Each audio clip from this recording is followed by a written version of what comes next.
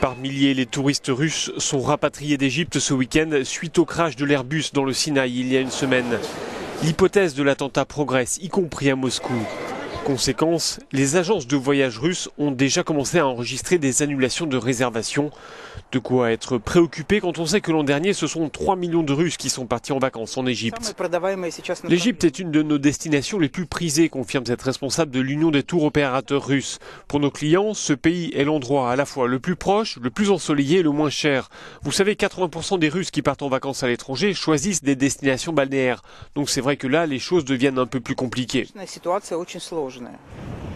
Sharm el-Sheikh a connu un développement rapide ces dernières années et était jusque-là relativement préservé sur le plan de la sécurité.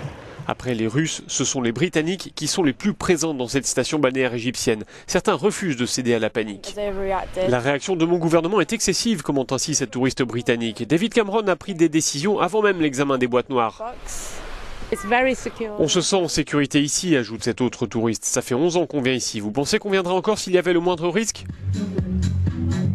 Reste que les hôteliers de Sharm el-Sheikh et plus largement les responsables du tourisme égyptien se font du souci. La désertion des touristes étrangers serait un coup dur pour un secteur qui peine à se stabiliser après la révolution populaire de 2011.